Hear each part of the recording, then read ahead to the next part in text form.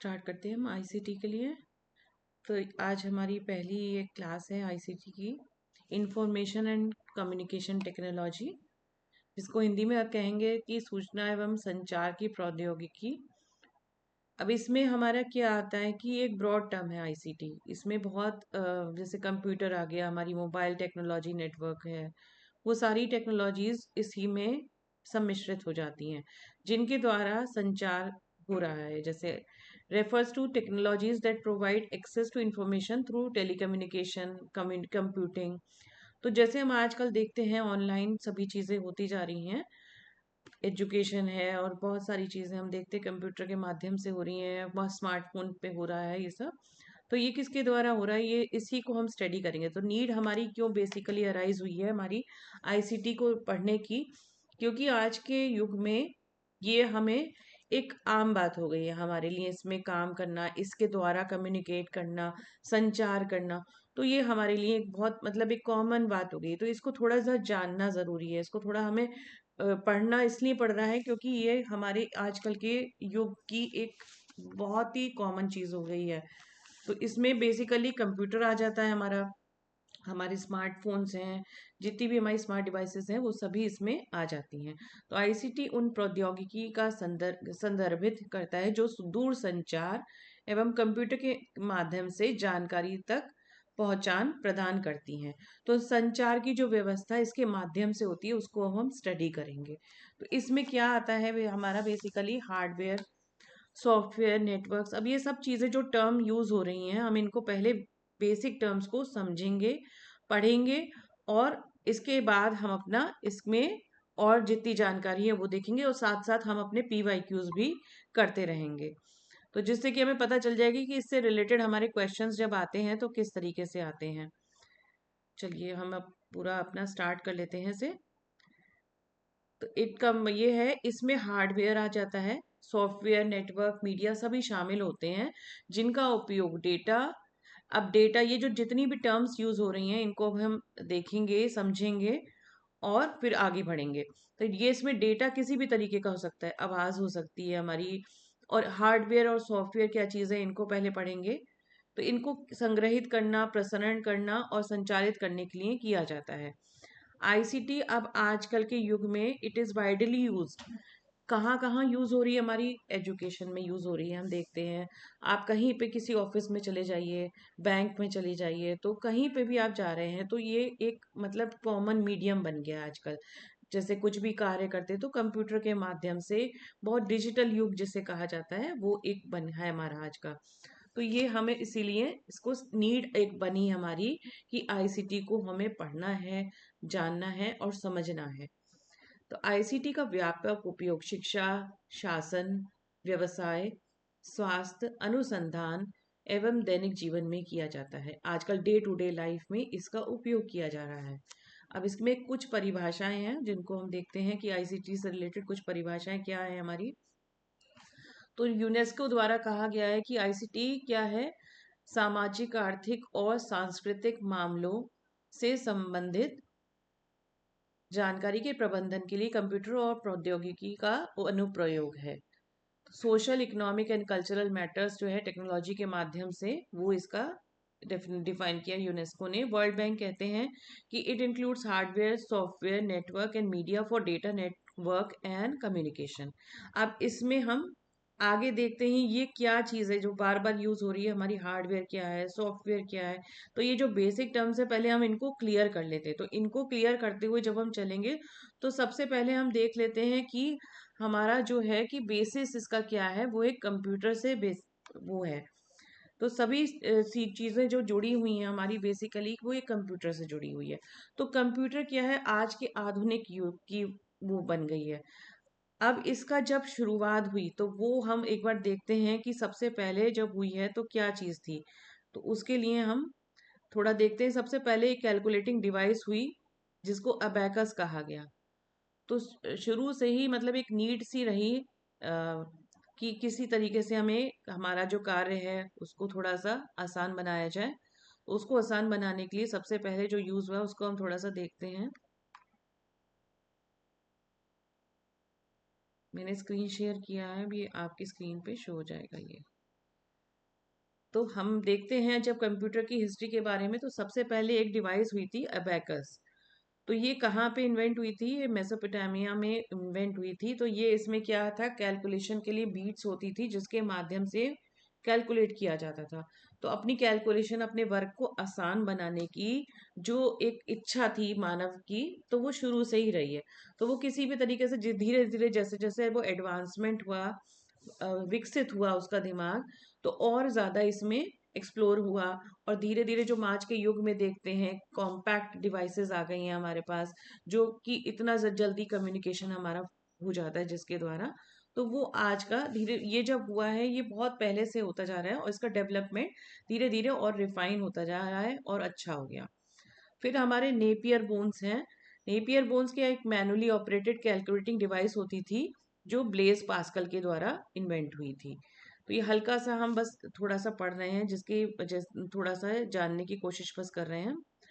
तो अब नेक्स्ट है हमारा कि चार्ल्स बेबेज, जो कहा जाता है उनको पहले जमाने की जो एक फादर ऑफ कंप्यूटर कहा जाता है, तो उन्होंने फर्स्ट मैकेनिकल कंप्यूटर बनाया था।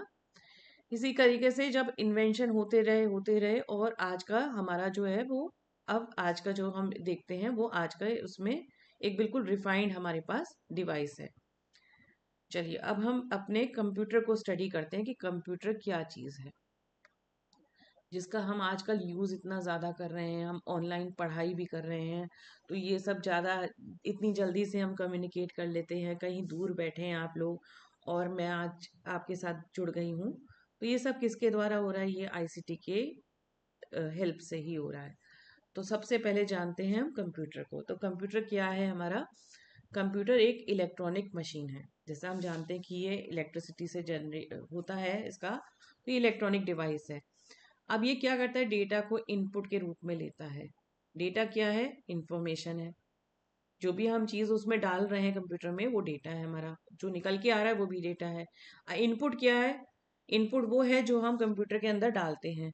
इंफॉर्मेशन जो भी हम डाल रहे हैं, किसी के भी माध्यम से डाल रहे हैं, हम अपनी वॉइस इनपुट कर रहे हैं या फिर कुछ टेक्स्ट टाइप कर रहे हैं, कुछ भी जो दे रहे हैं वो इनपुट है उसका। अब वो क्या करता है? उसको प्रोसेस करता है।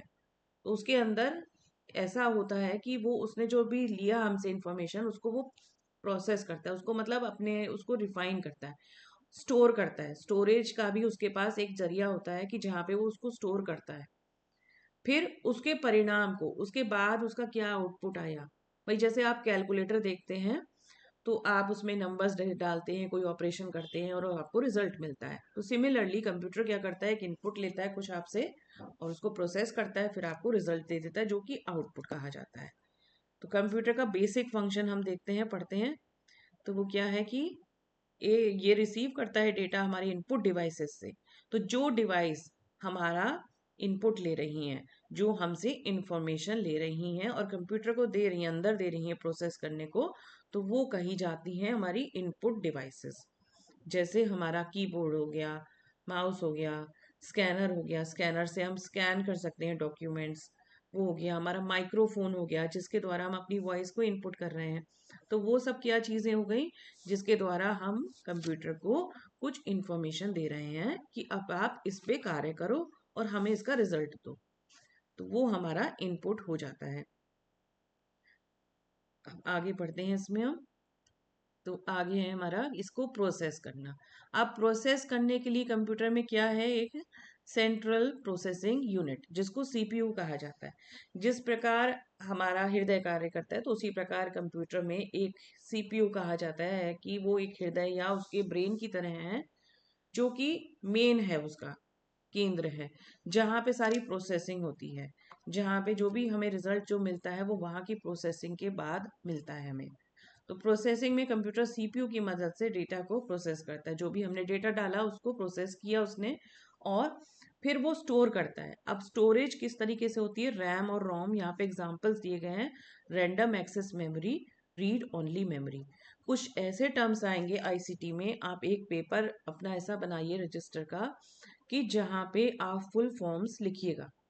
बिकॉज आईसीटी में आपके फुल फॉर्म्स बहुत सारे आएंगे। आपके शॉर्ट फॉर्म्स होते हैं, उनका फुल फॉर्म आपको लर्न करना होगा। तो एक ऐसा सेक्शन बना लीजिए जहाँ पे आप आईसीटी के नोट्स बनाएंगे, तो उसमें आप लिखते जाइएगा अपनी सारे फुल फॉर्म्स, ताकि आप लेटर ऑन उसको रिवीजन में ले सकें। और कुछ टर्म्स ऐसी होंगी जिनके नाम एज इट इज़ होंगे, हिंदी में भी इंग्लिश में भी, जैसे कि रैम है और रोम है। तो read access, random access memory और रीड ओनली मेमोरी, ये दो हमारी टाइप की स्टोरेज हैं जिनके बारे में हम आगे पढ़ेंगे। अब ये स्टोरेज क्यों ज़रूरी है, क्योंकि भाई उसको प्रोसेस करना है डेटा, तो उसको वो थोड़ी देर के लिए अपने पास रखना तो पड़ेगा। जैसे हमारे पास दिमाग में, हम जब कोई इन्फॉर्मेशन आती तो दिमाग में उसको थोड़ी देर के लिए रखते तो हैं, और कुछ ऐसे पार्ट्स होते दिमाग में जहाँ पे वो परमानेंट भी स्टोर होती है। इसी प्रकार से हमारे कंप्यूटर में भी होता है। अब आउटपुट किस के माध्यम से मिलेगा, तो वो है हमारा मॉनिटर। मॉनिटर क्या है, हमारा स्क्रीन है। जैसे आप स्क्रीन पे हमें देख रहे हैं, मुझे देख रहे हैं, आप ये जो फाइल आई है आपके सामने उसको भी देख रहे हैं, तो ये एक मॉनिटर के माध्यम से हो रहा है। प्रिंटर के माध्यम से आपको हार्ड कॉपी मिल जाती है। अब स्पीकर के है, स्पीकर के माध्यम से आपको साउंड मिल जाती है। तो ये सब हमारी general day to day life में हम देख ही रहे हैं चीज़ों को, उनको ही थोड़ा सा पढ़ते हैं, आगे बढ़ते हैं। अब कंप्यूटर के कैरेक्टरिस्टिक्स, उसकी क्या खासियत है कि वो बहुत जल्दी, सबसे पहली बात है कि कंप्यूटर का फास्ट स्पीड होती है बहुत ज़्यादा, और उसकी जो रिजल्ट्स हैं उसमें एक्यूरेसी होती है। तो कंप्यूटर का यूज़ ही, जो शुरुआत ही हुई जो हमारी कैलकुलेशन की स्पीड हमारी इंक्रीज हो जाए और हमें एक्यूरेसी मिले, हमारे रिजल्ट बिल्कुल सही हों। आपको कहीं भी कुछ लगेगा तो आप हैंड रेस करके पूछ लीजिएगा। अब मुख्य भाग क्या हो गए हमारे इसमें, हार्डवेयर। हार्डवेयर क्या चीज़ होती है, हार्डवेयर वो चीज़ें होती हैं कंप्यूटर की जिनको हम टच कर सकते हैं और देख सकते हैं। तो हार्डवेयर वो कंपोनेंट्स हैं कंप्यूटर के जो टच और सी, हम फील कर सकते हैं उनको। तो क्या क्या हो गया इसमें, हमारे सीपीयू हो गया, मॉनिटर हो गया, कीबोर्ड हो गया, माउस, प्रिंटर, जितनी भी डिवाइसेस जो अटैच्ड हैं कंप्यूटर में, जिनको आप छू भी सकते हैं, आप देख भी सकते हैं, तो वो आपके हार्डवेयर में आ जाते हैं। अब सॉफ्टवेयर क्या है, सॉफ्टवेयर वो है जिसको आप ना छू नहीं सकते, और आप उसको बस देख सकते हैं उसके प्रोग्राम को, बट छू नहीं सकते हैं। तो इसमें दो प्रकार के सॉफ्टवेयर आ जाते हैं, तो सिस्टम सॉफ्टवेयर, एक एप्लीकेशन सॉफ्टवेयर। अब सिस्टम सॉफ्टवेयर क्या हुआ, जो ऐसा सॉफ्टवेयर, सॉफ्टवेयर का मतलब क्या है, सॉफ्टवेयर को हम अगर देखें तो software is a set of program. Program क्या होता है, सेट ऑफ इंस्ट्रक्शंस होते हैं। कंप्यूटर को कुछ कार्य करने के लिए, यदि हम कोई कार्य करवाना चाहते हैं कंप्यूटर को, तो हमें उसको उसकी भाषा में कुछ इंस्ट्रक्शंस देने पड़ते हैं, जिसको बोला जाता है प्रोग्राम। और सॉफ्टवेयर क्या होता है, सॉफ्टवेयर होता है group of set of programs जो सिमिलरली डिजाइन होते हैं, ताकि कंप्यूटर को एक पर्टिकुलर कार्य करा सकें हम। अब जैसे हमारा कंप्यूटर लैपटॉप है, ये स्टार्टअप होता है, तो जब ये स्टार्टअप होता है तब उसमें ज़रूरत होती है सिस्टम सॉफ्टवेयर की, ताकि ये बूटअप कर सके अपने आप को और आपके सामने ओपन हो सके। तो इसके लिए इसमें इंस्टॉल करा जाता है ऐसा सॉफ्टवेयर। नेक्स्ट होता है हमारा एप्लीकेशन सॉफ्टवेयर। एप्लीकेशन सॉफ्टवेयर एक पर्टिकुलर टास्क के लिए होता है। जैसे फॉर एग्जांपल आपका MS वर्ड है, वो एक पर्टिकुलर टास्क के लिए सॉफ्टवेयर है, तो वो आपका एप्लीकेशन सॉफ्टवेयर हो गया। अब यूजर्स क्या हो गए, यूजर्स वो हो गए जो उसको यूज करते हैं सिस्टम को, तो वो आपके यूजर्स हो गए। अब मेमोरी एंड स्टोरेज, इसमें मेमोरी एंड स्टोरेज जो पार्ट है, बहुत इंपॉर्टेंट पार्ट है हमारा, इसको हम डिटेल में पढ़ेंगे। इसमें से बहुत सारे क्वेश्चंस आते हैं हमारे PYQs में। तो मेमोरी स्टोरेज क्या है हमारी, एक इसमें होती है टेम्परेरी मेमोरी, एक में इसमें होती है सेकेंडरी मेमोरी या परमानेंट मेमोरी। तो क्या चीज़ है, उनको पूरा डिटेल में अभी हमें स्टडी करना है। अब इनपुट आउटपुट क्लियर हो गया हमारा। अब देखते हैं CPU को। CPU हमारा मेन जो है उसको पढ़ते हैं हम। अगर तो सेंट्रल प्रोसेसिंग यूनिट क्या चीज़ है उसको देखते हैं, इसका नाम है। अब जहाँ भी आप एब्रीविएशंस लिख रहे हैं तो उनके फुल फॉर्म में आप CPU को भी लिख लीजिएगा कि सेंट्रल प्रोसेसिंग यूनिट है ये। इसे कंप्यूटर का मस्तिष्क कहा जाता है, क्योंकि ये कंप्यूटर के सभी कार्य को नियंत्रित और प्रोसेस करता है। ये मेन पार्ट है कंप्यूटर का। और दैट क्या करता है, ये processes the data, executes the instructions and controls all operations of the computer. तो कंप्यूटर के जितने भी कार्य, जो भी कार्य कहे गए हैं यूजर के द्वारा, वो कार्य कौन कर रहा है, उसका अल्टीमेटली CPU कर रहा है। तो CPU हमारी डेटा को प्रोसेस करता है और हमें रिजल्ट देता है। आगे इसमें देखते हैं इसके कार्य में क्या है। सीपीयू डेटा को प्रोसेस करता है, परिणाम देता है, कंट्रोल करता है ऑपरेशंस को। तो ये कंप्यूटर के सभी भागों को नियंत्रित करता है, प्रोग्राम के निर्देशों को चलाता है। यदि कोई प्रोग्राम दिया गया है, उसको प्रोग्राम हमने समझ लिया, सेट ऑफ इंस्ट्रक्शंस हो गए, उसको दिया गया है तो वो किस तरीके से करना है उसको, वो उसको करता है। अब कम्युनिकेशन क्या है, इनपुट आउटपुट डिवाइस के बीच में जो माध्यम, जो करना है, करवाना, जिसको करवाने का जिम्मेदारी है, वो है हमारा सीपीयू। अब main parts of the CPU, इसमें इंपॉर्टेंट है ये क्या क्या पार्ट होते हैं सीपीयू में। तो एक होता है हमारा कंट्रोल यूनिट। तो कंट्रोल यूनिट क्या कर रही है, controls and coordinate all activities of the computer. फिर नेक्स्ट होती है अर्थमेटिक एंड लॉजिक यूनिट। यहाँ पे क्या होता है, जितने भी अर्थमेटिक कार्य हैं, जितने भी ऐसे कार्य हैं जो लॉजिकल ऑपरेशंस हैं, मैथमेटिकल ऑपरेशंस हैं, वो यहाँ पे परफॉर्म करे जाते हैं और रिजल्ट स्टोर किया जाता है और फिर आउटपुट दिया जाता है। तो ये एएलयू हो गई हमारी अर्थमेटिक लॉजिक यूनिट। इसमें एडिशन, सब्ट्रैक्शन, कंपैरिजन, लॉजिकल जितने भी हमारे ऑपरेशंस हैं, ग्रेटर देन, लेस देन, ये सब चीज़ें इसमें आ जाती हैं। फिर इसमें एक चीज़ है रजिस्टर्स। अब रजिस्टर्स क्या है, a very small and very fast memory inside the CPU. CPU के अंदर स्थित बहुत तेज होती है ये मेमोरी। तो ये पॉइंट नोट करेंगे, रजिस्टर जो है तेज है, स्पीड बहुत हाई होती है इसकी, मगर ये इसकी जो है ये छोटी होती है, इसमें जो स्टोरेज कैपेसिटी होती है थोड़ी काफ़ी छोटी होती है। टेम्परेरी डेटा ये स्टोर करती है, जितनी देर तक वो प्रोसेसिंग करेगा उतनी देर तक वो डेटा उसमें स्टोर हो जाता है। अब ये फिर से हमारा वही इनपुट वगैरह का रिवीजन है कि इनपुट आउटपुट कंप्यूटर से कैसे आया, वो हो गया हमारा इसमें। इसमें देखिए एक पिक्चर भी है, उसको आप समझ सकते हैं कि हार्डवेयर हमारा क्या हो गया, वो कंपोनेंट्स जो हमें दिख रहे हैं और छू सकते हैं हम जिन्हें। सॉफ्टवेयर हमारा ऑपरेटिंग सिस्टम सॉफ्टवेयर हो गया, एमएस ऑफिस। अब वेब ब्राउजर्स भी हैं, ये सब भी हमारे सॉफ्टवेयर हैं जिनके द्वारा हम वेब ब्राउजिंग कर रहे हैं, तो ये भी एक प्रोग्राम लिखे हुए हैं। देन मेमोरी एंड स्टोरेज में हम देख रहे हैं, रैम देखिए हमने, hard disk drive, SSD, USB, temporary और परमानेंट स्टोरेज है। इसको अपनी पूरा डिटेल में पढ़ना है हमें, इनपुट एंड आउटपुट डिवाइसेस पढ़ ली हमने, तो ये सब हमने एक पिक्चर के माध्यम से देख लिया और क्लियर हो गया हमें। आगे बढ़ते हैं हम।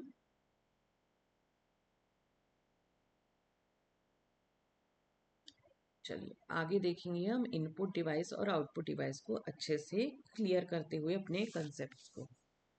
तो इनपुट डिवाइसेस क्या हैं, वो हार्डवेयर हैं जो कि डेटा और इंस्ट्रक्शंस कंप्यूटर के अंदर डालने के लिए हमारी मदद करते हैं। आउटपुट डिवाइसेस क्या है, वो हार्डवेयर जिनके द्वारा हमें उसका रिजल्ट मिलता है। तो फंक्शन क्या हो गया इनपुट का डिवाइसेस का, sends the data to the computer, और output devices receives the data from the computer. Direction क्या हो गया इसमें, यूजर के द्वारा कंप्यूटर को दिया जा रहा है, और आउटपुट में क्या है, कंप्यूटर के द्वारा हमें प्राप्त हो रहा है। तो जो चीज़ प्राप्त हो रही है वो हमारी आउटपुट हुई, जो चीज़ हम दे रहे हैं कंप्यूटर को वो हमारा इनपुट हुआ। अब एग्जाम्पल्स देखेंगे, keyboard, mouse, scanner, microphone, monitor, printer, speaker, projector.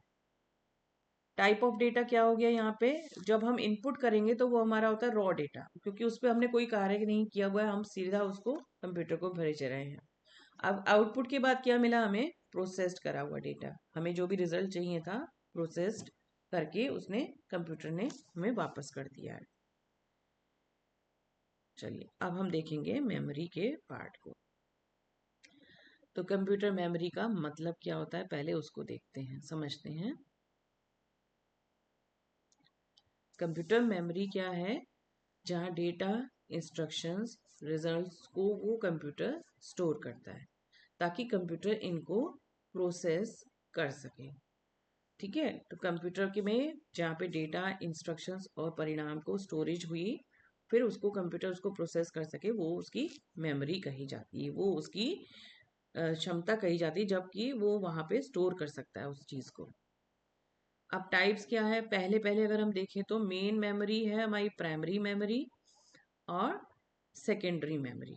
तो मेन जो हमारा जब मेमोरी को डिवाइड करते हैं तो एक तो होती है हमारी प्राइमरी मेमोरी, एक हमारी हो गई सेकेंडरी मेमोरी। इसको पढ़ेंगे कि मेन मेमोरी क्या है और सेकेंडरी मेमोरी क्या है।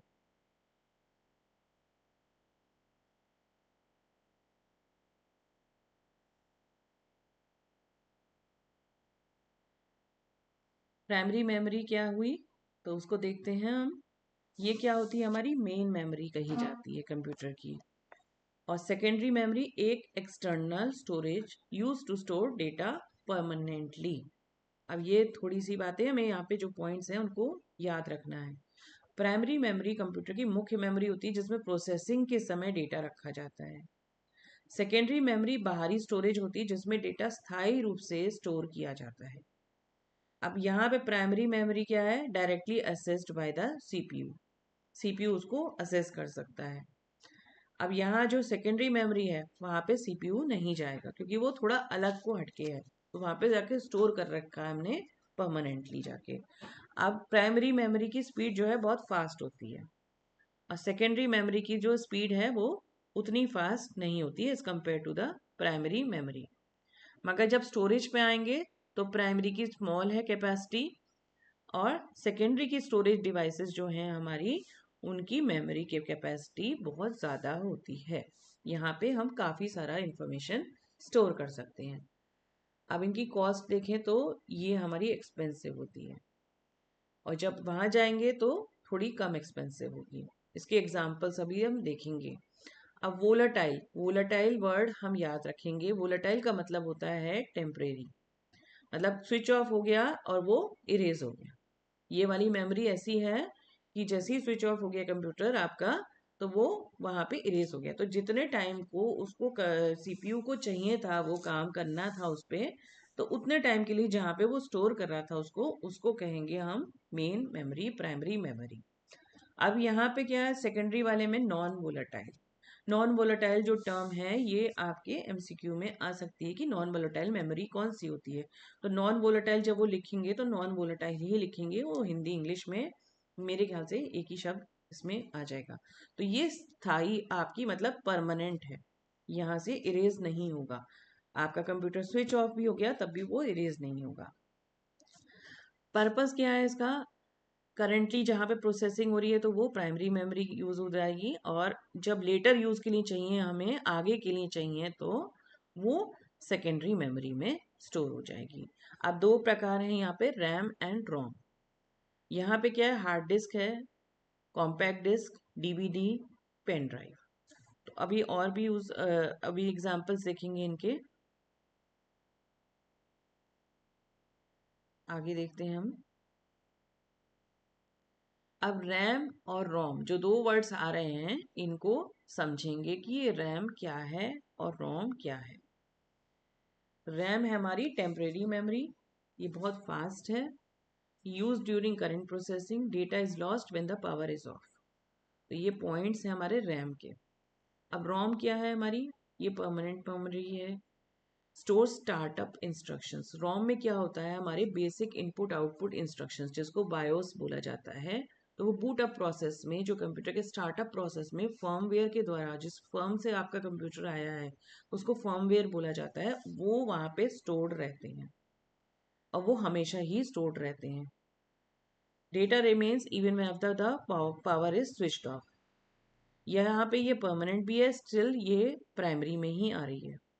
रोम में कंप्यूटर को स्टार्ट करने के निर्देश, बूट इंस्ट्रक्शंस, बूटिंग प्रोसेस होता है, कंप्यूटर को स्टार्ट करने को कहा जाता है जिसको बूटिंग प्रोसेस कहा जाता है।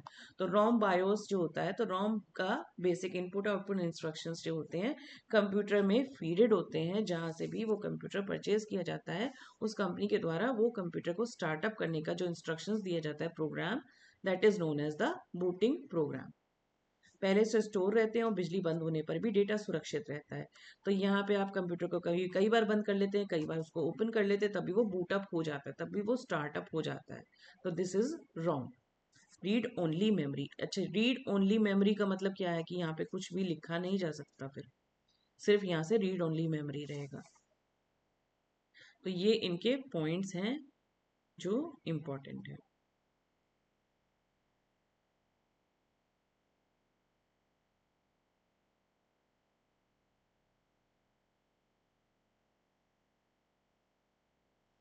ये मैंने इसके डिफरेंसेस भी हमने देख लिए थे ताकि हमारे कंसेप्ट पूरे पूरे क्लियर रहें और आगे हम बढ़ें फिर। तो रैम टेम्परेरी वर्किंग मेमोरी, रोम परमानेंट मेमोरी हो गई, रैम अस्थाई है, रोम स्थाई मेमोरी हो गई। पहले से स्टोर है रोम में, जैसा नाम है वैसे ही उसका कार्य है। यहाँ पे वोलेटाइल है, ये नॉन वोलेटाइल है। वोलेटाइल बिजली जाने पर डेटा मिट जाता है, तो वोलेटाइल का मतलब क्या हुआ, बिजली जाने पर डेटा मिट जाना। नॉन वोलेटाइल का मतलब है बिजली जाने पर भी डेटा आपका सुरक्षित रहता है, उसमें कोई चेंज नहीं होता है, ऐसा नहीं है कि वो मिट जाए। तो ये हमारे रैम और रोम है। ये वर्ड यूज होंगे, types of ROM types of RAM भी हैं हमारे, तो इसलिए ये कंसेप्ट हमें क्लियर रखना है आगे, ताकि जो आगे चीजें आएंगी उनको हम समझ पाए। आगे के पॉइंट्स देखते हैं। तो क्या है हमारे इसमें, रैम में देखिए data can be read and written also, दोनों हो सकता है, यहाँ पे रीड भी कर सकते हैं राइट भी कर सकते हैं। अब यहाँ पे रोम में क्या है, data can only be read, modify generally नहीं हो सकता है अनलेस एंड अनटिल किसी आप विशेषज्ञ के पास गए हैं, वहां पे जाके आप ठीक कराते हैं। इसकी स्पीड रैम की फास्टर होती है, रोम की थोड़ी कम होती है। अब stores the program currently running, RAM क्या कर रहा है, जो भी कार्य अभी हो रहा है आपके कंप्यूटर में उसको टेम्परेली वो स्टोर करता है। हाँ बताइए मुझे।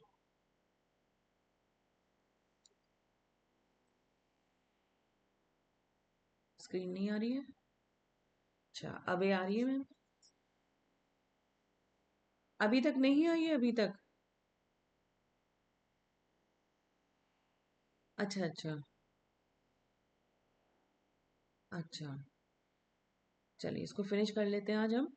तो रैम क्या है, हमारा जो प्रोग्राम अभी कर रहे हैं, जो कार्य कर रहे हैं उसको टेम्परेली स्टोर कर रहा है। रोम क्या कर रहा है, stores the firmware and boot instructions. Example क्या हुआ, ओपनिंग सॉफ्टवेयर रनिंग प्रोग्राम्स। अब उसका रोम का क्या हो गया, बूटिंग प्रोसेस वाला। स्टोरेज क्या है, यूजली लार्जर देन रोम, अब इसकी यूजली स्मॉलर है। अब इसमें एग्जाम्पल्स में देखिए एस रैम, डी रैम, ये अभी हम पढ़ेंगे इसको। और इसके एग्जाम्पल देखिए प्रॉम, ई और डबल ई प्रॉम। तो जहाँ पे एब्रीविएशंस लिखेंगे वहाँ पे इनके जो आगे अभी हम पढ़ रहे हैं उसको भी लिखते जाएंगे। तो अपना एक सेक्शन अपने नोट्स में एब्रीविएशंस का बना लेंगे, जहाँ पे आपको फुल फॉर्म्स लिखनी होगी। आईसीटी में बहुत सारी फुल फॉर्म्स आपको मिलेंगी। चलिए क्लास को अच्छा यहीं पे कंप्लीट करेंगे, मैंने कुछ क्वेश्चंस भी निकाले थे, चलिए अब नेक्स्ट करेंगे हम बाद में, टाइम हो चुका है आपकी क्लास का। तो अभी हमें इसमें ना मैं रिकॉर्डिंग स्टॉप करके फिर आपसे डिस्कस कर लेती हूँ।